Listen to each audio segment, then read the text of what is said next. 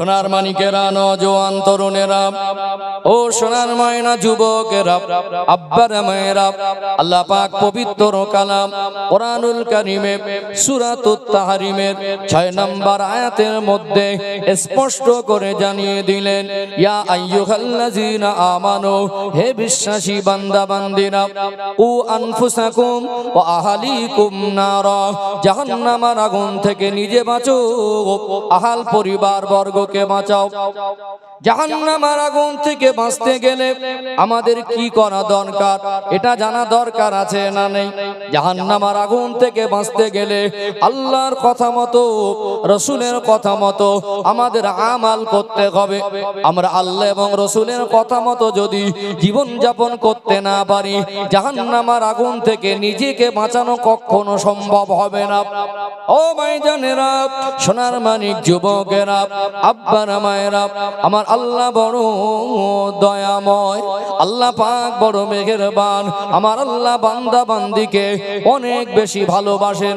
দুনিয়ায় যারা আমরা বাবা মা, আমরা আমাদের সন্তানদের যতটা ভালোবাসি, আমার আল্লাহ তার বান্দা বান্দি দিগকে তার থেকে লক্ষ লক্ষ কোটি কোটি গুণ বেশি ভালোবাসে। জোরে বলুন সুবহানাল্লাহ। আল্লাহ দয়াময় 100 ভাগ মায়াকে নিয়ে 2 ভাগে ভাগ করলেন। একদিকে 99 ভাগ মায়া, অপর দিকে 1 ভাগ মায়া। ওই 1 ভাগ মায়া নিয়ে আল্লাহ সমস্ত মাখলুকের মধ্যে আল্লাহ বন্টন করলেন। আপনারা ওদের মধ্যে অনেকে শুনে থাকবেন, অনেকে বলেন 18,000 মাখলুকাত, বলেন কি বলেন না? এই কথায় হয়তো অনেকে একমত হবেন না, কারণ কম বেশি তো হতেই পারে, তবে কম হবে না, বেশি হবে। আল্লাহর সৃষ্টি যদি 18,000-এর বেশি হয়, আল্লাহর কত মাখলুক দুনিয়ায় বিচরণ করে, কত জীবজন্তুর, কত পশু পাখি, কত প্রাণীগুলোকে আমরা দেখতে পাই। ছোট ছোট একটা পশু পাখি, প্রাণী, জীবজন্তুর, মানুষ সকলের অন্তরে সন্তানের প্রতি মায়া মমতা বেশি না কম? মা তার সন্তানকে কেমন করে আগলে রাখে। দুনিয়ার কোনো বাবা মা চায় না সন্তান বিপদে পড়ুক, দুনিয়ার কোনো বাবা মা চায় না সন্তান মুসিবতে পড়ুক, দুনিয়ার কোনো বাবা মা চায় না সন্তান ক্ষতিগ্রস্ত হোক, দুনিয়ার কোনো বাবা মা চায় না সন্তানের জীবনে বিপদ মুসিবত নেমে আসুক। 1 ভাগ মায়াকে নিয়ে আল্লাহ সমস্ত মাখলুকের ভিতরে আল্লাহ বন্টন করে দেওয়ার পরে সামান্য মায়া পেয়ে যদি বাচ্চার উপরে বাবা মারা তো মায়া হয়, আল্লাহ তো তানার কাছে 99 ভাগ মায়াটা জমা রেখেছেন। আমার আল্লাহ বান্দা বান্দিকে যে পরিমাণে বেশি ভালোবাসে, বাবা মার ভালোবাসার থেকে আল্লাহর ভালোবাসা বান্দাদের প্রতি কোটি কোটি গুণ বেশি। জোরে বলুন সুবহানাল্লাহ। এই জন্য আমার আল্লাহ জাহান্নাম থেকে বান্দা বান্দিকে বাঁচানোর জন্য আল্লাহর বড় দয়া, আল্লাহর বড় করুণা, 12 মাসের মধ্যে একটি মাস দিলেন রহমতের মাস, রমাদানুল মুবারক মাস। জোরে বলুন সুবহানাল্লাহ। জাহান্নাম থেকে বাঁচার মাস। কি মাস? জাহান্নাম থেকে বাঁচার মাস। চলুন একটু হাদিস তুলে ধরি, ক্লিয়ার হবে ইনশাআল্লাহ। ওয়াজ শুনেছেন, শোনার সাথে একটু বোঝার মেজাজ রাখুন। আমি যত একটু সময় দিতে হবে, একেবারে কিছু গুরুত্বপূর্ণ কথা আসবে, একটু গুছিয়ে গুছিয়ে গেলে বুঝতে সুবিধা হবে। আলোচনা বুঝতে পারছেন তো? ও ভাইজানেরা, মেদিনীপুর জেলার সোনার মানিক যুবকেরা, আব্বারা মায়েরা, একটা হাদিস আপনাদের খেদমতে তুলে ধরি। আপনারা অনেকবার শুনেছেন, এখানে একটু সূক্ষ্ম ব্যাখ্যা দেব। নবী আমার 1 তারিখে একদিন মদিনার মসজিদে নববী শরীফে মেম্বারে কদম মোবারক রাখলেন। প্রথম কদম মোবারক রেখে বললেন আমিন, দ্বিতীয়বার কদম মোবারক রাখলেন, আবার বললেন আমিন, তৃতীয়বার কদম মোবারক রাখলেন, আবার বললেন আমিন। নবী পাকের সাহাবায়ে কেরামেরা অবাক হয়ে গেলেন, আশ্চর্য হয়ে গেলেন। আল্লাহ নবীকে বহুবার মেম্বারে এমনি করে কদম রাখতে দেখেছেন, ইতিপূর্বে তো তিনি আমিন বলেন না। আজকে আমার নবী কেন 3 বার এমন করে আমিন বললেন? সাহাবায়ে কেরামেরা আদবের সম্মানে তাজিমে আমার রাসূলকে জিজ্ঞাসা করতে লাগলেন, ইয়া রাসূলুল্লাহ, ইয়া হাবিবাল্লাহ, হুজুর আজকে আপনি যেভাবে 3 বার আমিন বলেছেন, অন্য কোন দিন তো এমনি করে আমিন বলেন না, আজকে কেন এমনি করে আমিন বললেন? নবী আমার বর্ণনা দিতে লাগলেন, ও আমার সাহাবায়ে কেরামেরা, ও আমার সাহাবীরা, আমি রাসূলুল্লাহ আজকে মসজিদুন নববী শরীফে মিম্বারে কদম মোবারক রাখতে যাব। এমন সময় আল্লাহর ফেরেশতা হযরত জিবরাইল আমিন আলাইহিস সালাম আমাকে শুনিয়ে শুনিয়ে বলতে থাকেন, যে ব্যক্তি পবিত্র রমাদানুল মোবারক মাস পেল, রমাদানুল মোবারক মাসের হক আদায় করে ইবাদত বন্দেগী করে আল্লাহকে সন্তুষ্ট করে নিজের গুনাহ মাফ করে নিতে পারল না, জাহান্নামের আগুন থেকে বাঁচতে পারল না, জান্নাতের হকদার হতে পারল না, ওই ব্যক্তি ধ্বংস হয়ে যাক। আল্লাহ নবী বললেন আমিন। দ্বিতীয় আমিনের ব্যাখ্যা দিতে লাগলেন, জিবরাইল আমিন আলাইহিস সালাম আমার নবীকে শুনিয়ে শুনিয়ে বলতে লাগলেন, যে ব্যক্তি বাবা মাকে পেল, বৃদ্ধ বাবা মা অথবা বাবা অথবা মা উভয়ের একজনকেও পেল, তাদের সেবা করে, তাদের হক আদায় করে, তাদের খেদমত করে, তাদেরকে সন্তুষ্ট করে, তাদের দোয়া নিয়ে জান্নাতের হকদার হতে পারল না, ওই ব্যক্তি ধ্বংস হোক। আল্লাহ নবী বললেন আমিন। তৃতীয় আমিনের ব্যাখ্যা দিতে লাগলেন, নবী আমার সাহাবাদের বলতে লাগলেন, জিবরাইল আমিন আলাইহিস সালাম আমার রাসূলকে শুনিয়ে শুনিয়ে বলেন, যে ব্যক্তি আমার আপনার নবী দয়ার নবী মায়ের নবীর মধুমাখা মোবারক নাম শুনলো, আমার রাসূলুল্লাহ নাম শুনবার পরে দরুদ পড়ল না, ওই ব্যক্তি ধ্বংস হয়ে যাক। আল্লাহ নবী বললেন আমিন। ও ভাইরা বাবাজিরা, আমি জানি এই হাদিসটা আপনার একাধিকবার শুনেছেন, এখানে একটু ব্যাখ্যা দেওয়া দরকার আছে না নেই? আছে না? অনেকবার শুনেছেন, এখানে একটু ভালো করে মন দিয়ে একটু বোঝার চেষ্টা করেন। জিবরাইল আমিন আলাইহিস সালাম বলছেন, এই তিনটে কথা কে বলেছেন? জিবরাইল আমিন আলাইহিস সালাম, আল্লাহর একজন বড় মাপের ফেরেশতা। অসংখ্য অগণিত ফেরেশতাদের ভিতরে চারজন প্রধানতম ফেরেশতার অন্যতম একজন হলেন হযরত জিবরাইল আমিন আলাইহিস সালাম। তিনি বলছেন, আর ওই কথার উপরে আমিন যিনি বলছেন তিনি কে? ইমামুল আম্বিয়া, খাতামান নবিয়্যিন, সাইয়্যিদুল মুরসালিন, নূরে মুজাসসাম, রাহমাতাল লিল আলামিন। আল্লাহ সৃষ্টি জগতের মধ্যে আল্লাহ তাআলাকে সম্মানিত করেছেন, বলুন সুবহানাল্লাহ। এখন নবী হলেন মুস্তাজাবুদ দাওয়া, ভালো করে বুঝবেন। মুস্তাজাবুদ দাওয়া উম্মতের মধ্যে অনেকে হাসিল করেন এই সম্মান, এই মাকাম, এই মর্যাদা। তবে মুস্তাজাবুদ দাওয়া কাদেরকে বলা হয় এখানে একটু ক্লিয়ার করি। যারা মুস্তাজাবুদ দাওয়াত দরজা পান, বহু হাক্কানি আল্লাহর ওলিরা দুনিয়াতে আজও আছেন না নেই? ছিলেন কি ছিলেন না? পূর্বেও ছিলেন, আজও আছেন, ভবিষ্যতেও থাকবেন। এই আল্লাহ ওয়ালাদের ভিতরে কিছু কিছু আল্লাহর ওলিদের একটা লকাব হলো কুতুব।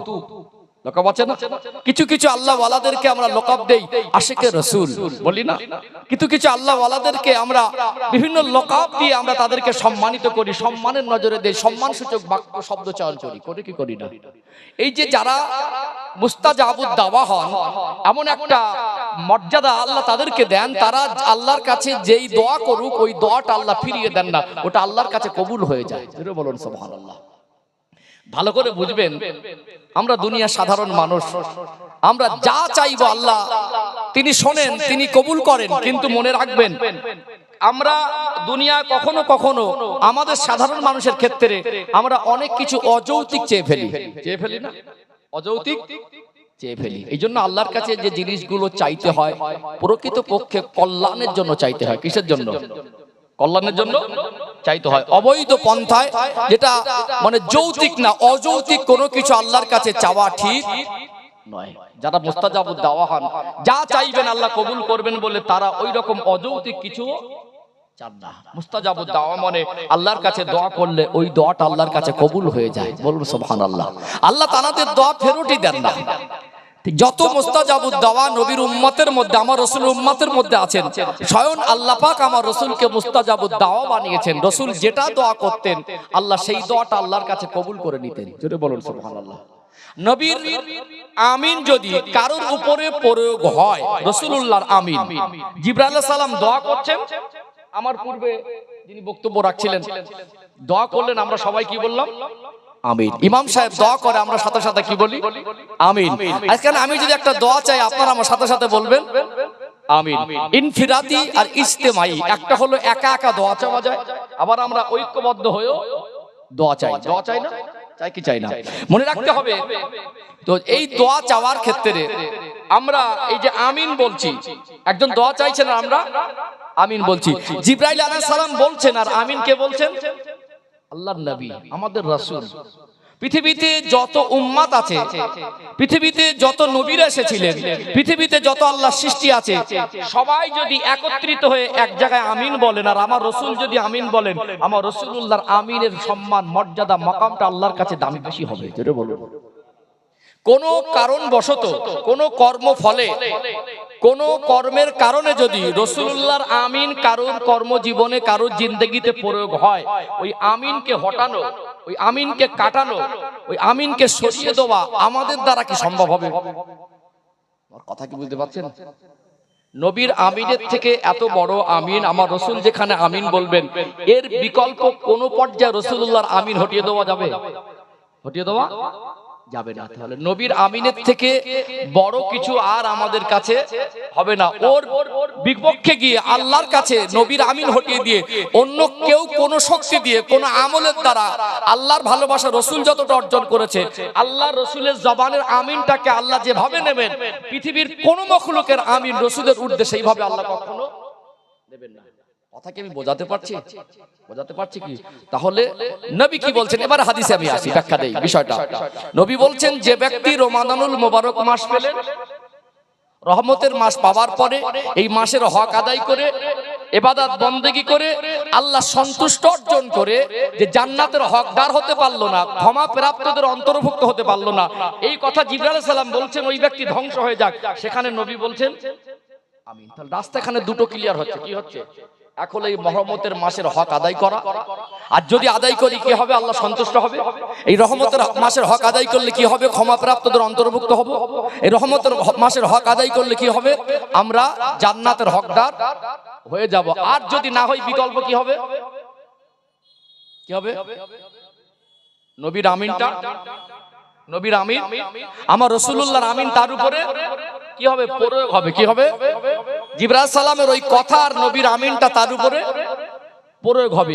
এই যদি তার জীবনে ধ্বংস নেমে আসে, দুনিয়ার ধ্বংস, কবর জগতের ধ্বংস, আখিরাতের ধ্বংস, অর্থাৎ এই ধ্বংস থেকে বাঁচানোর জন্য আমি হুজুর দোয়া করে বাঁচাতে পারবো।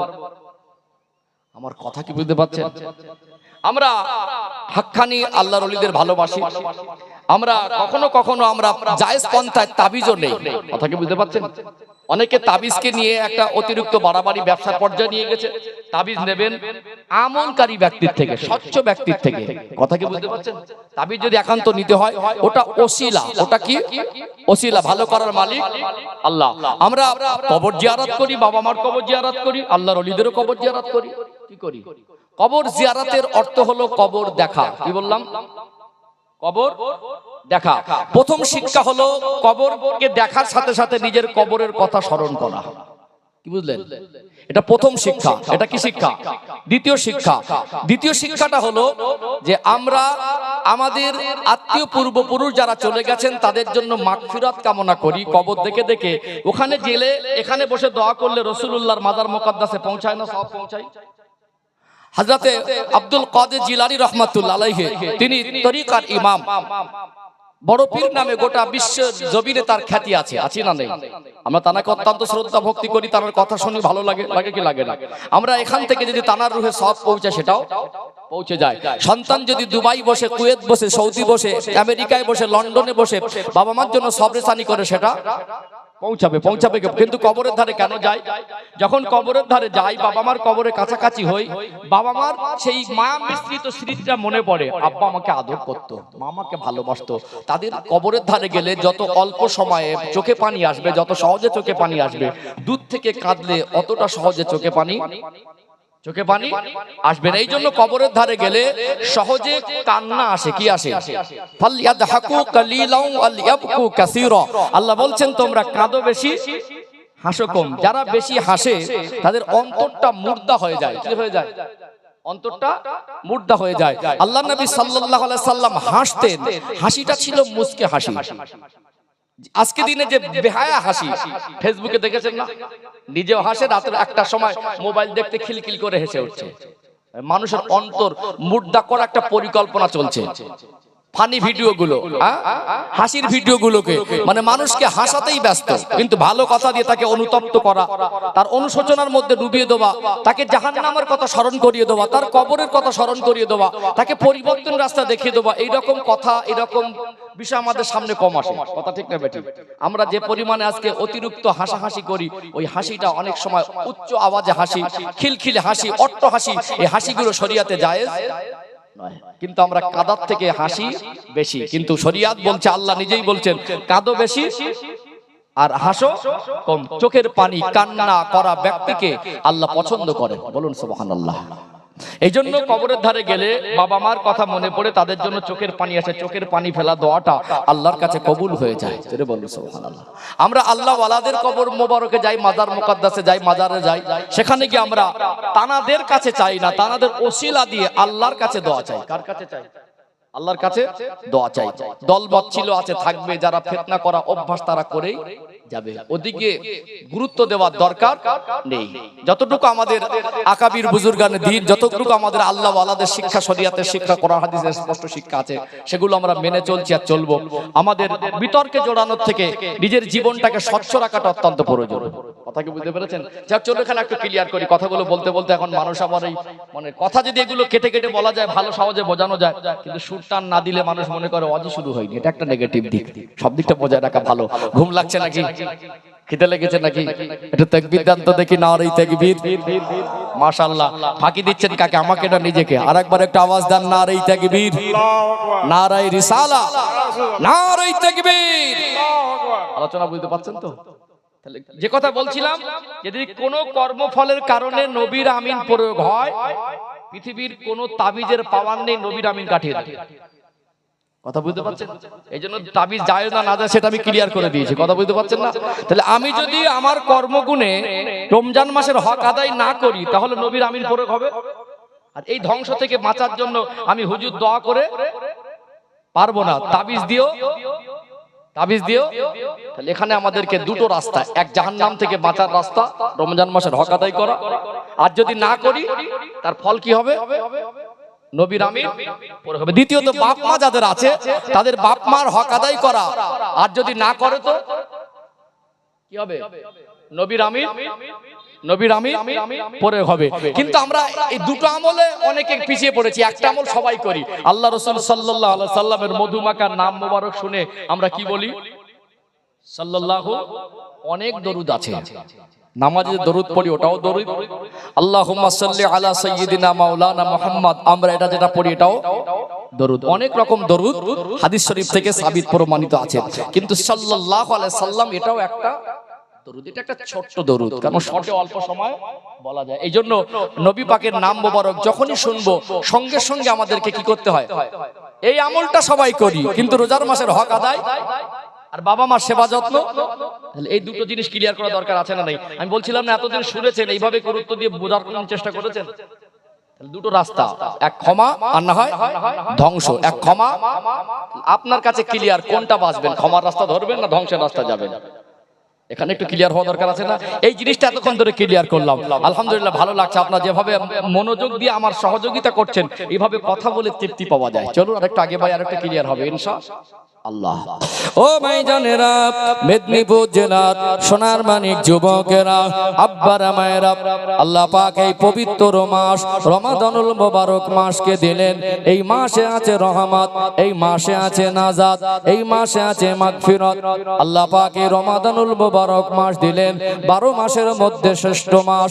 কোরআনুল কারীমে সূরাতুল বাকারার 183 নম্বর আয়াতে আমার আল্লাহ জানিয়ে দিলেন, ইয়া আইয়ুহাল্লাযীনা আমানু, হে বিশ্বাসী বান্দা বান্দিরা, কুতিবা আলাইকুমুস সিয়াম, আমি আল্লাহ তোমাদের উপরে রমাদানের রোজাকে ফরজ করে দিয়েছি। কামা কুতিবা আলাল্লাযীনা মিন ক্বাবলিকুম, যেমন তোমাদের পূর্ববর্তীদের উপরে ফরজ করা হয়েছিল। লাআল্লাকুম তাত্তাকুন, যাতে তোমরা মুত্তাকি হতে পারো। আল্লাহ পাক বুঝিয়ে দিলেন, বান্দা বান্দি, তোমাদের উপর আমি আল্লাহ বছরে একটি মাস রোজাকে ফরজ করে দিয়েছি। দ্বিতীয়ত আল্লাহ পাক বলছেন যেমন তোমাদের পূর্ববর্তীদের উপরে ফরজ করা হয়েছিল, যার অর্থ পৃথিবীতে আল্লাহ পাক যুগ যুগ ধরে অসংখ্য গণিত নবী রাসূল পয়গম্বর আলাইহিমুস সালাম দিগকে পাঠিয়েছেন। আল্লাহ বোঝাতে চেয়েছেন অন্যান্য নবীর উম্মতের উপরেও আল্লাহ রোজাকে ফরজ করেছিলেন। শেষের বাক্যটা অত্যন্ত দামি। সূরাতুল বাকারার 183 নম্বর আয়াতে আল্লাহ পাক জানিয়ে দিলেন লাআল্লাকুম তাত্তাকুন, যাতে তোমরা মুত্তাকি হতে পারো। অর্থাৎ রহমতের মাস, এটা মুত্তাকি হওয়ার মাস। আল্লাহ যদি বলেন লাআল্লাকুম তাত্তাকুন, যাতে তোমরা মুত্তাকি হতে পারো, তার মানে নিঃসন্দেহে এই রমাদানুল মুবারক মাসে মুত্তাকি হওয়ার অপশন আছে না নেই?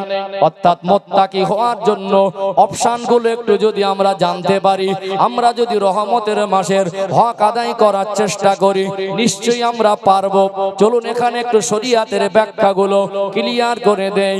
আল্লাহ দয়াময় কোরআনুল কারীমে 114টি সূরা দিলেন।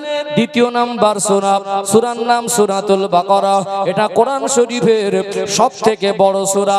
এতে 286টা আয়াত আছে। সর্বশেষ আয়াত 286 নম্বর আয়াতের সূচনায় আল্লাহ পাক বলছেন লা ইউকাল্লিফুল্লাহু নাফসান ইল্লা উসআহা। ওরে আমার বান্দা বান্দি, আমি আল্লাহ তোমাদেরকে যা কিছু আদেশ আর নিষেধ করেছি, বলুন তো আমাদের জীবনে আল্লাহ এবং রাসূলের আদেশ নিষেধ আছে না নেই? কোনটা হারাম, কোনটা হালাল, কোনটা করণীয়, কোনটা বর্জনীয়, কোনটা নেকি, কোনটা গুনাহ, কোন কাজ করলে জান্নাতে যাওয়া যাবে, কোন কাজ করলে জাহান্নামে যেতে হবে, এটা আমরা সবাই জানি কি জানি না? এক কথা, আমরা মুসলমান, আমাদের উপরে আল্লাহ এবং রাসূলের আদেশ নিষেধগুলো আল্লাহ যা দিয়েছেন, আল্লাহ সেই বিষয়ে বলছেন লা ইউকাল্লিফুল্লাহু নাফসান ইল্লা উসআহা। বান্দা বান্দি, তোমরা যেটা পারবে না, তোমাদের দ্বারা যেটা হবে না, এরকম হুকুম আমি আল্লাহ তোমাদেরকে একটাও দেই না। এখানে আরেকটু আপনাদের বুঝিয়ে দেই। বলুন তো দেখি, 100 ভাগ মায়ার মধ্যে আল্লাহ 99 ভাগ মায়া তানার কাছে রেখেছেন, 1 ভাগ মায়া আল্লাহ সমস্ত মাখলুকের মধ্যে ভাগ করে দিয়েছেন। আজকে যারা সন্তানের বাবা মা, আপনি কি আপনার সন্তান যেটা পারবে না, তার থেকে ভারী বোঝা বাবা মা হয়ে সন্তানের মাথার উপরে চাপিয়ে দিতে পারবেন? পারবেন কি? কোন বাবা মা কি পারবে একটা 5 বছরের বাচ্চার মাথায় 50 কিলো বোঝা চাপিয়ে দিতে? পারবে কি? বরং একটু বেশি হয়ে গেলে কষ্ট তার যতটা না হয়, বাবা মা তার থেকে বেশি হয়। কোন বাবা মা কি পারবে একটা 7 বছর 8 বছরের বাচ্চা জেদ করছে যে আব্বা আমি বাজারে যাব, মা আমি বাজারে যাব, জেদ করে না, কান্নাকাটি এত জেদ করছে, মা অতিষ্ঠ হয়ে বলছে একটু বাচ্চাটাকে বাজারে নিয়ে গেলে কি হয়, নিয়ে যাও না। অনেক সময় আমরা আদর করে নিয়ে গেলাম, ছেলেটার বয়স তখন 10 বছরও না। ক বছর না? 25 কিলো চাল কিনলেন, বাড়িতে চাল কিনে খেতে হয়। 25 কিলো চাল কিনে আপনি বাপ হয়ে ওই 10 বছরের বয়স না 7-8 বছর বয়স ওর মাথায় চাপিয়ে দিতে পারবেন? আপনি যদি সামান্য মায়া পেয়ে, সামান্য কিঞ্চিত মায়া 1 ভাগ দিয়ে আল্লাহ সমস্ত মাখলুককে ভাগ করে দিলেন, ওই কিঞ্চিত মায়ার কারণে আপনি আপনার সন্তানের মাথার উপরে ওই বোঝাটা আপনি যদি চাপাতে না পারেন, আল্লাহ আমাদেরকে এত বেশি ভালোবাসেন, আল্লাহ কোন হুকুম আমাদের উপরে বোঝা হিসেবে চাপিয়ে দিতে পারেন?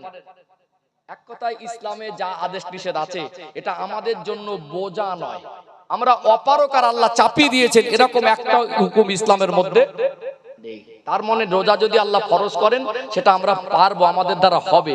কিন্তু আমরা যারা রোজা রাখি না, পারবো না বলে নয়, হবে না বলে নয়, বরং আমরা ইচ্ছা করে বদমাইশি করে রাখি না। কেন ধ্বংস, সেখানে একটু ক্লিয়ার করে দেওয়া দরকার আছে না নেই? চলুন খুব সংক্ষিপ্ত আকারে কয়েকটা কারণের উপর রোজা ফরজ না, এইটা ক্লিয়ার করে দেই। কারণ এই কয়েকটা দিন আমাদের ভিতর থেকে অতিবাহিত হয়ে গেছে, অলরেডি 3-এর 2 অংশ চলে গেছে, 1 অংশ বাকি। এটা যারা হক কতটুকু আদায় করেছেন তারও পর্যালোচনা হয়ে যাবে। বাকি এখান থেকে বিবেক জাগ্রত করে বাকি 10টা দিন অন্তত কাজে লাগাবো ইনশাআল্লাহ। আল্লাহ। চলুন এখানে আল্লাহর হুকুম যে আমাদের উপরে বোঝা না, এটা একটু ক্লিয়ার করে দেয় ইনশাআল্লাহ। ও ভাইজানেরা, সোনার মানিক যুবকেরা, আব্বারা মায়েরা, খুব বিস্তারিত আলোচনার সময় পাবো না, খুব সংক্ষেপে বলছি। এখানে একটু অল্প কথায় বুঝে নেন। আল্লাহ পাক আমাদের উপরে রোজা বলেন, নামাজ বলেন, হজ বলেন, কোরবানি বলেন, পর্দা বলেন, আল্লাহর কোন আদেশ নিষেধকে বোঝা হিসেবে চাপিয়ে দেয় নাই। এটা আল্লাহ নিজে বলেছেন কোরআন শরীফে সূরা আল বাকারা সর্বশেষ আয়াতে। এখানে একটু ব্যাখ্যা দেই, পরিষ্কার হয়ে যাবে। আল্লাহ পাক আমাদের মধ্যে যারা অতিরিক্ত অসুস্থ, সত্যিকারে যদি অসুস্থ হয়, আল্লাহ জানেন কি জানেন না, অতিরিক্ত অসুস্থ মানুষের উপরে রোজা ফরজ নয়। এখানে আর একটা মাসালা বলে দেই, একটা গর্ভবতী মা, একজন ডক্টর যদি বলেন মা রোজা রাখার কারণে ওই বাচ্চার জীবনের ক্ষতি হতে পারে, কোনো ক্ষতির আশঙ্কা বা ঝুঁকি থাকতে পারে, সেক্ষেত্রে গর্ভবতী মা ওই সময় রোজা না রেখে পরবর্তী সময় কাজা করতে পারবে। মুসাফির যারা হয়, মুসাফির মানুষ আপনারা ভালো করে জানেন ৭৮ কিলোমিটার এভারেজ সময়, ৭৮ কিলোমিটার অতিক্রম রাস্তা যদি বাড়ির থেকে নিয়ত করে যদি ৭৮ কিলোমিটার অধিক রাস্তা অতিক্রম করার জন্য বেরিয়ে যায়, এলাকা ছাড়লে মুসাফিরের হুকুম এসে যায়। অথবা আপনি চলে গেলেন ৭৮ কিলোমিটার প্লাস বেশি রাস্তা, সেক্ষেত্রে আপনার উপরে মুসাফিরের হুকুম এসে যাবে। সেখানে নামাজ কসর হয়ে যায়। জোহরের ৪ রাকাত ফরজ নামাজ ইচ্ছা করে আপনাকে ২ রাকাত পড়তে হবে। ও ভাইরা বাবাজিরা, আসরের ৪ রাকাত ফরজ নামাজ ওটা ২ রাকাত করে কসর করে পড়তে হয় কি হয় না? মনে রাখবেন, একজন মুসাফির ব্যক্তি ওই সময় তার উপরে রোজা ফরজ নয়, চাইলে অন্য সময় কাজা করে দিতে পারবে। তারপরে দেখবেন একটা বাচ্চা মায়ের দুধ পান করে, ওই বাচ্চাটা মার দুধ পান করে, ওই বাচ্চাটার জন্য আল্লাহ রিজিকের মালিক মার স্তনে রিজিক বরাদ্দ করেছেন। যদি মা রোজা রাখার কারণে মায়ের স্তনে দুধের অংশ কমে যায়, বাচ্চার কষ্ট হওয়ার আশঙ্কা থাকে, সেখানে একটা মা ওই পরিস্থিতিতে রোজাটা কাজা করতে পারবে। বলুন তো দেখি, আমার আল্লাহ কি বোঝা হিসাবে চাপিয়ে দিয়েছে? নিষ্পাপ ছোট ছোট বাচ্চা, ওই বাচ্চাগুলো একেবারে ছোট নাবালিক অবস্থা আছে, আল্লাহ তাদের উপরে রোজা ফরজ করেন নাই। সুস্থ সবল সাবালক সাবালিকাদের জন্য আল্লাহ রোজা ফরজ করেছেন। আজকে আপনাদের মাজুরিয়া গ্রামে বলুন, কি মহিলা কি পুরুষ, কি বৃদ্ধ কি জওয়ান, কি তরুণ কি যুবতী, আমরা কি সকলে ঠিক মতো রোজা পালন করছি? করি না, পারবো না বলে না বদমাইশি করি? এখানে একটা ক্লিয়ার একটা উদাহরণ দেই, একেবারে দুধ কা দুধ পানি কা পানি, পরিষ্কার হয়ে যাবে। যারা আজকে আপনার আমার গ্রাম ইদানিং দেখছি এখন সব ফ্যাশন, ওপেন খাওয়া দাওয়া। আগের দিনে আদব ছিল, কি ছিল? আগের দিনে বিড়িটা খেত দিনের বেলা রোজাদারের সামনে, খেত না, খাবারটা খেত রোজাদারের সামনে। এখন যারা রোজা রাখে না, এরা বেয়াদবিটাও শিখে নিয়েছে, চরম বেয়াদব। হায়া লজ্জা শরম বলে কিছু এদের নেই, ওপেন খাচ্ছে। একটা রোজাদার রোজা তো রাখে না, রোজাদারের সম্মানটুকু করে না। রোজার মাস আসলে কিছু কিছু মানুষের ব্যথা যন্ত্রণা, গ্যাস, অম্বল, বিভিন্ন রকম রোগ তখন বেশি চাগান দেয়। সত্যিকারে অসুস্থ কেউ না বুঝলে কে বোঝে? আল্লাহ বোঝে। এখন যারা, আমি উদাহরণস্বরূপ বলছি, যারা আমার আপনার গ্রামবাসী প্রতিবেশী, সত্যিকারে যাদের চাল চলন ব্যবহার কথা সবকিছু ঠিকঠাক চলছে, যারা বলে রোজা রাখতে পারি না, আসলে পারে না, না করেন, এখানে একটু ক্লিয়ার করে দেয়। এখন যদি বলা হয়, ভাই একজন ব্যক্তিকে বলা হয় যে আমার সঙ্গে সারাদিন না খেয়ে থাকলে ফজর আজান থেকে মাগরিব পর্যন্ত সন্ধ্যাবেলা 10,000 টাকা দেবো, রাজি হবে? 10,000 টাকার লোভ দেখালে না খেয়ে থাকতে পারবে না? 400 টাকা 500 টাকা রোজ কামায়, রোজে কাজ করে, ওই 500 টাকার আশায় 8 ঘন্টা মাটি কাটে। কি বলে? ওই 400-500 টাকার আশায় 7-8 ঘন্টা জমের মতো খাটে। খাটে কি খাটে না? আর ওকে যদি বলা হয় সারাদিন কিছু না খেয়ে থাকলে 10,000 টাকা দেবো, একটু হ্যাঁ দেন না। যারা রোজা রাখে না তারাই ফার্স্ট কাতারে লাইন দিয়ে বলবে এটা একদিন না 7 দিন হলে ভালো হতো, 70 পেতাম। 7 দিন না হয় যদি 1 মাস অফার দেন। যারা আজকে রোজা রাখে না, যারা আজকে বিভিন্ন বাহানা দিয়ে বলে রোজা রাখতে পারি না, এদেরকে ফার্স্ট কাতারে দেখা যাবে। 1 মাসে 3 লাখ টাকা পাবে, রোজা রাখবে না। তখন বলবে রোজার যে সময় মাগরিব থেকে ফজর থেকে মাগরিব পর্যন্ত, এই সময় যতটা যদি 2 ঘন্টা আর বাড়িও বলে তাও রাজি হবে। তখন বরং বলবে এটা যদি 12 মাসও দেন তাতেও লোক পাওয়া যাবে। কিন্তু আল্লাহর জন্য যখন বলা হয় তার জাহান্নামের আগুন থেকে বাঁচার জন্য যখন বলা হয়, তার ভালোর জন্য যখন বলা হয়, তাকে জান্নাতের অফার যখন দেওয়া হয়, তাকে ক্ষমা করার ওয়াদা যখন দেওয়া হয়, তখন ওর মতো হতভাগা বলে আমি পারবো না। চিটিংবাজি, বাহানাবাজি, ধোকাবাজি নিজের সঙ্গে করলো না আল্লাহর সঙ্গে করলো। আল্লাহ কত বড় একটা জঘন্য এরকম একটা মাস পেল, ক্ষমা পাবার মাস, রহমতের মাস, নাজাতের মাস, মাগফিরাতের মাস। ধোকাবাজি মানুষের সঙ্গে করে করে রহমতের মাসে যদি আল্লাহর সঙ্গে ধোকাবাজি করে, ওর উপরে নবী আমিন পরে হবে না তো কার উপরে হবে? আলোচনা কি বুঝতে পারছেন? মগজে কি ঢুকছে? আসলে পারে না, করে না, না হবে না, কোনটা হবে? না না করে না, না মোট কিছু করতে পারবে না। আসলে পারবে, হবে, কিন্তু মানুষ এক কথায় যেটা টাকার জন্য মানুষ করে, আল্লাহর জন্য সেটা করতে চায় না, তখন বাহানাবাজি করে, ধোকাবাজি করে। এই ধোকাবাজিটা আল্লাহর কাছে চরম এক ধোকাবাজি। এই জন্য আল্লাহ আমাদেরকে এই পবিত্র রহমতের মাসে বাকি দিনগুলোকে রহমতের মাসের হক আদায় করার তৌফিক দান করেন, বলেন আল্লাহুম্মা আমিন। কি যুবক ভাইরা যারা এখানে আছো, ইনশাআল্লাহ আমরা সবাই রোজা রাখবো তো ইনশাআল্লাহ কাল থেকে? বলেন ইনশাআল্লাহ। দরকার আছে না নেই? এখানে আল্লাহ যা কিছু আদেশ আর নিষেধ করেছেন সব আমাদের ভালোর জন্য। কিসের জন্য?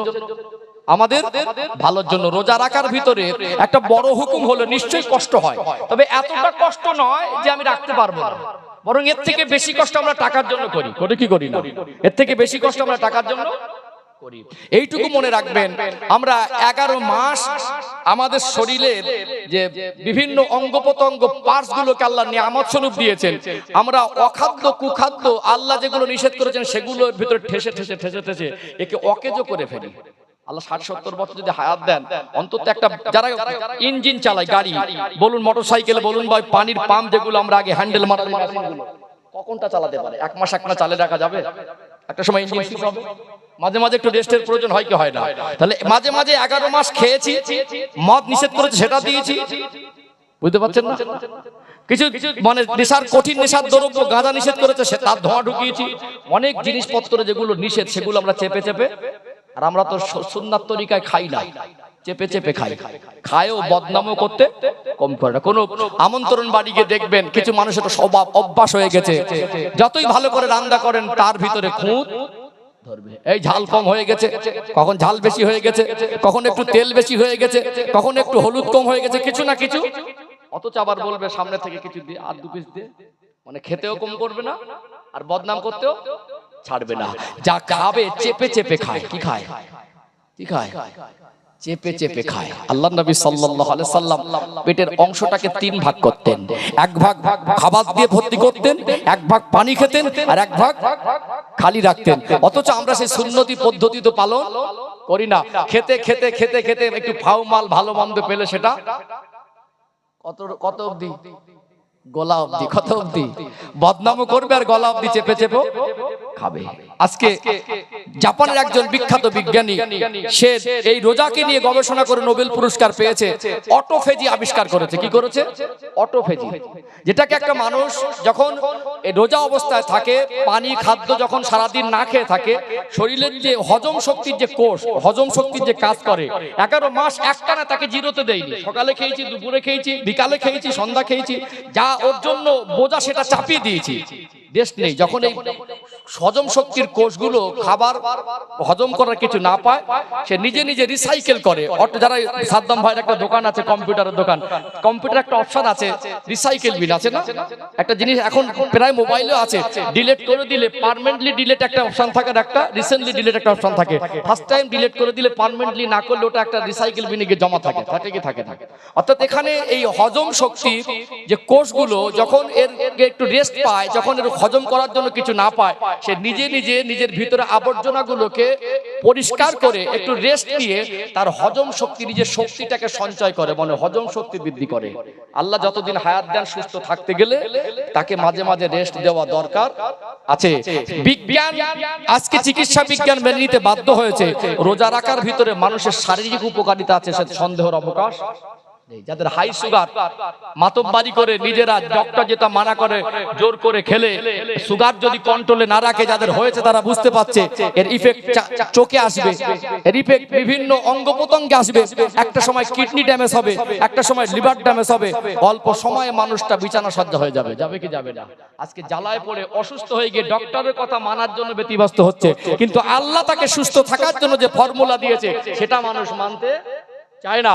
মাঝে মাঝে এমন কঠিন যোগে পড়ে 50 বছরের রোজগার জমা করা পয়সা 5 দিনে ঠাঁই, 50 বছরের জমানো পয়সা 5 দিনে, তারপরে সুস্থ হব বেঁচে থাকবো বলে সব শেষ করে দেয়। 50 বছর রোজগার করেছে 5 দিনে। মানুষ কত নির্বোধ, মানুষ কত বোকা। 50 বছর কষ্টের টাকা 5 দিনে ব্যয় করে দেয়। বয়স 60, আর 2 বছর 3 বছর বাঁচবে কিনা গ্যারান্টি আছে। তারপরে মানুষ ওই 50 বছরের জমানো পয়সা ব্যয় করে সুস্থ হওয়ার জন্য। কিন্তু আল্লাহ তাকে সুস্থ থাকার জন্য যে ফর্মুলা দিয়েছে সেটা মানুষ ফ্রি পয়সায় মানতে, 5 লাখ টাকা খরচা করে সুস্থ কিনবে এ আশা করে ছোটে, কিন্তু আল্লাহ তাকে সুস্থ থাকার জন্য ফ্রি ফর্মুলা দিয়েছে, এটা মানুষ মানে না। আমাদের মতো কত বড় নির্বোধ, বুঝতে পারছেন? আলোচনা কষ্ট পাচ্ছেন নাকি? বুঝতে পারছেন? দেখুন, একটা হুকুম আদেশগুলো যদি আমরা ইসলাম জিনিসটাকে বুঝতে পারি, আমাদের জন্য আমল করা সহজ হবে। আর যদি বুঝতে না পারি, আমাদের জন্য আমল করা সহজ হবে না। রহমতের মাস তো বিশ্বাস করুন, আমি যে কটা দিন অন্তত চলে গেছে, যে কটা দিন আমার সামনে যারা বসেছেন, অন্তত আমরা ক্ষমাপ্রাপ্তদের অন্তর্ভুক্ত হতে পারি। আল্লাহ যেন আমাদেরকে ওই দলভুক্ত করে দেন, তার জন্য এখানে বসেছি। এই মাসটা আমরা আগামীতে কে পাবো আর কে পাবো না, এই গ্যারান্টিটুকু আমাদের নেই। আমি আবারও বলছি, আমি আপনাদের মন জয় করার জন্য কথা বলছি না। হাসানো কথা আছে, কাঁদানো কথা আছে, ফোলানো কথা আছে। একজন বক্তা যদি মনে করেন সামনে যারা বসে আছেন এদেরকে খুশি করব, বাহাত কা খেল, মাঝে মাঝে দু একজন বলে, ডায়লগ দেয়, বাহাত কা খেল। একজন বক্তা শ্রোতার খুশি করা কোনো ব্যাপার না, বিভিন্ন কথা দিয়ে খুশি করা যায়। অথচ এখানে আমি বসেছি, আপনাদের কি দিলাম, আপনারা কি পেলেন? আল্লাহ আমার এই বক্তব্যে কতটুকু খুশি হচ্ছে, আদৌ আমি ইসলামের হক আদায় করতে পারছি কিনা, আপনারা আমাকে কত ভালো মানুষ মনে করছেন। ও হুজুর একটা ভালো জামা পরেছে, মাথা একটা টুপি দিয়েছে, হুজুরের জন্য একটা বড় সিংহাসনের চেয়ার দিয়েছেন। আপনারা আমাকে যে পরিমাণে বড় ভালো নেক মানুষ মনে করছেন, আদৌ আল্লাহর কাছে আমি পছন্দের দিনদার নেককার হিসেবে, আলেম হিসেবে, মুকাদ্দির বক্তা হিসেবে আমি গণ্য হতে পেরেছি কিনা, এটা আমার কাছে 100% সন্দেহ। কথা কি বুঝতে পারছেন? এই জন্য বাপজিরা, ভাইরা, আমরা যেটা মন চায় সেটা করব না, আল্লাহ এবং রসুলের কথা মতো চলবো। এর ভিতরে আমাদের দুনিয়া আখিরাতের কল্যাণ আছে না নাই? আছে না? আলোচনা কষ্ট পাচ্ছেন নাকি? ঘুম লাগছে? আমি একটু বুঝিয়ে অভ্যস্ত, এই জন্য আমি বোঝানো কথা বলছি। তাহলে একেবারে চোখ বন্ধ করে টেনে টেনে দিয়ে যেতে পারতাম। দেখেছেন আমার একটা কমি আছে, আমি গজল বলে অভ্যস্ত না। আমি এসেছিলাম আপনাদের নবী দিবসে, মনে পড়ে আমার, এটা আমি কমই বলতে পারেন। আমি ছোট থেকে গজল বলে অভ্যস্ত, বলতে পারলে তো বলেই দিতাম। একটু অ্যাডজাস্টিং করে নেবেন, অসুবিধা হচ্ছে নাকি? তাকবীর দেন তো, নারাই তাকবীর, আর একটু প্রাণ ভরে নারাই তাকবীর। আমি বিষয়টা রোজাটা বোঝাচ্ছিলাম, বুঝতে পারছেন তো? একটু ক্লিয়ার করি ইনশাআল্লাহ।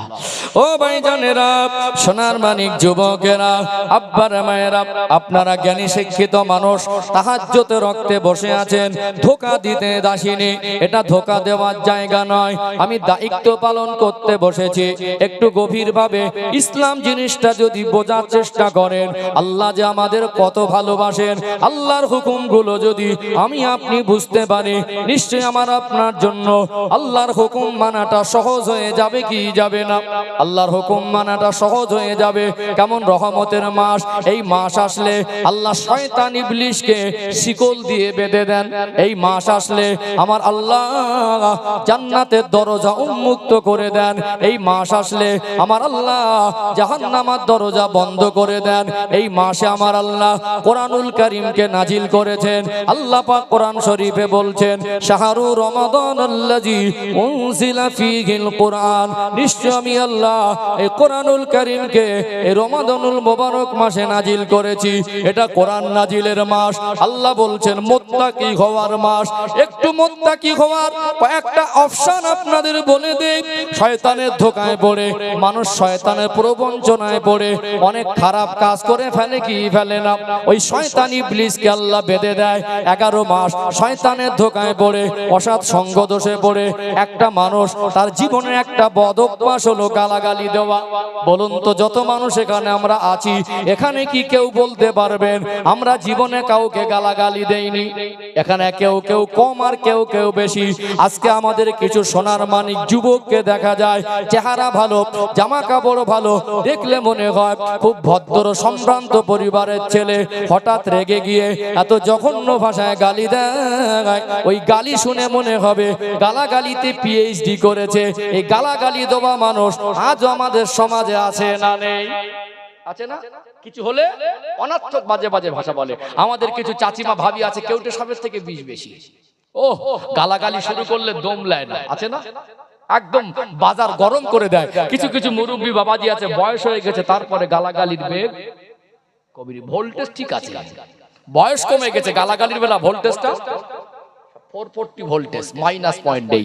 আচ্ছা বলুন তো গালাগালি আমার নবী কি দিয়েছেন? গালাগালি দেওয়া কি জায়েজ? তাহলে 11 মাস আমরা অসৎসঙ্গ দোষে পড়ে গালাগালি দেই। তাহলে গালাগালি রোজার বাইরেও হারাম আর রোজার মাসেও হারাম। এখানে আপনাদের একটু ক্লিয়ার করে দেই, একটা মুসলমান যদি ভেজ মহিলা হোক আর পুরুষ হোক, জন হোক আর বৃদ্ধা হোক, সে যদি গালাগালি দেয়, গালাগালি দেওয়া মানুষ মুসলমান দাবি করতে পারে, সে তো মুত্তাকি নয়। অর্থাৎ রহমতের মাস, এই মাসে আল্লাহ অন্যান্য নবীর উম্মতের উপরে আল্লাহ রোজা ফরজ করেছিলেন, আর এই মাসে আল্লাহ আমাদের উপরে রোজা ফরজ করেছেন। ও ভাইরা বাবাজিরা, অন্যান্য নবীর উম্মতের মধ্যে আল্লাহ এমন হুকুম করেছিলেন, রোজার মাসে রহমতের মাসে আল্লাহ দয়াময় তাদের রোজা দিয়েছিলেন। রোজা রাখা অবস্থায় তারা কথা বলতে পারতেন না, রোজা রাখা অবস্থায় তারা জবান বন্ধ করে থাকতে হতো। যদি সহজে বোঝাতে চাই, বলুন আমরা যারা 5 ওয়াক্ত নামাজ পড়ি, আমরা যারা নামাজ সম্পর্কে জানি, নামাজের নিয়ত করে সালাম ফেরানোর আগ মুহূর্ত পর্যন্ত আপনি কি দুনিয়ার কোনো কথাবার্তা বলতে পারবেন না? এটা আমরা সবাই জানি। নামাজ পড়তে পড়তে দুনিয়ার কোনো কথাবার্তা যদি বলে, জবান থেকে যদি কেউ কথাবার্তা বলে, এমন কি যদি নিজের ইচ্ছায় কোরআন হাদিসও পড়বে, সেটাও পড়তে পারবে না। নামাজের নিয়মটা নিয়ম অনুসারে চলতে হবে। নামাজ ইমামের পিছনে ইক্তেদা করে পড়ছেন, ওখানে আপনি জোরে একটা হাদিসও পড়তে পারবেন না, তাহলে আপনার নামাজটা বাতিল হয়ে যাবে কি যাবে না? নামাজ অবস্থা আমাদের জন্য শরীয়তের বিধান, আমরা কথা বলতে পারি না। ঠিক অন্যান্য কোন নবীর উম্মতের উপরে আল্লাহর আদেশ ছিল, রোজা রাখা অবস্থায় তারা কথা বলতে পারত না। আমার আল্লাহর বড় দয়া, আল্লাহর বড় করুণা, আমার আপনার নবী, দয়ার নবী, মায়ের নবীর উম্মতের জন্য আমার আল্লাহ কথা বলাটাকে জায়েজ করে দিয়েছেন। তার মনে গালাগালি তো জায়েজ না, যুগলখড়ি করা জায়েজ না, পরচর্চা করা জায়েজ না। ও ভাইরা বাবাজিরা, মিথ্যা কথা বলা জায়েজ না। এমনি তো রোজার বাইরেও জায়েজ নয়, কিন্তু রহমতের মাসে যখন আপনি রোজা রাখবেন, আপনার ক্ষুধা আপনাকে মনে করিয়ে দেবে আপনি রোজাদার, আপনার পিপাসা আপনাকে মনে করিয়ে দেবে আপনি রোজাদার। যখনই পেটে ক্ষুধা লাগে, যখনই পানি পিপাসা লাগে, বলুন তো দেখি ওই সময় যে আমি রোজাদার, এই কথাটা মনে পড়ে কি পড়ে না? যখন আপনার ক্ষুধা, আপনার পিপাসা মনে করিয়ে দেবে আপনি রোজাদার। অন্য নবীর উম্মতের উপরে আপনার যখন রোজা আল্লাহ ফরজ করেছিলেন, তারা দুনিয়ার কথাবার্তা বলতে পারত না। আল্লাহ কথা বলা আমাদের জন্য অনুমতি দিয়েছেন, তার মনে গালাগালি দিতে পারবো না, গীবত করতে পারবো না, পরচর্চা করতে পারবো না, মিথ্যা বলতে পারবো না। এই 4টে বদ অভ্যাস আমাদের প্রায় মানুষের ভিতরে আছে। একজন মানুষ রোজা থাকা অবস্থায় ওই মানুষটা সহজেই 4টে জিনিসকে ত্যাগ করতে পারবে কি পারবে না? পারবে কি পারবে না?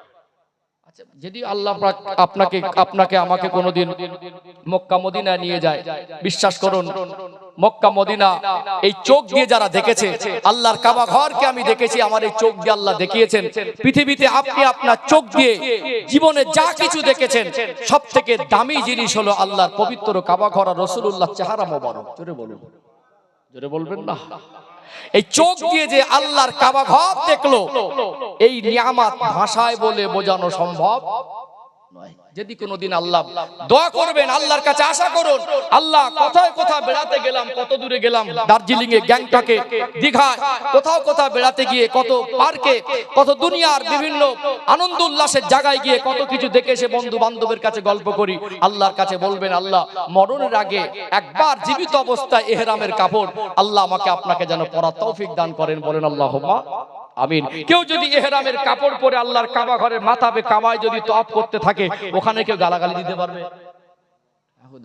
মনে পড়বে আমি আল্লাহর কাবা ঘর তওয়াফ করছি, ইহরাম অবস্থায় আছি, ওখানে কারোর উপরে টর্চার করে রাগে ধাক্কা ধুকে দিতে পারবে? এরকম চিত্র দেখাও যায় না। আপনি যতক্ষণ মসজিদে আছেন, মসজিদে থাকলে আপনার তো খেয়ালটুকু থাকে আমি মসজিদে আছি।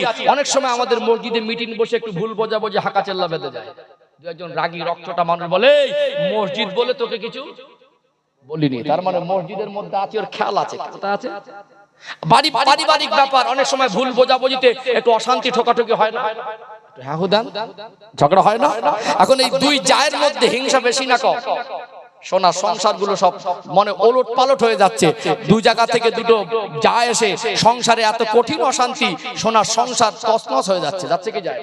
কঠিন ঝগড়া ঝামেলা।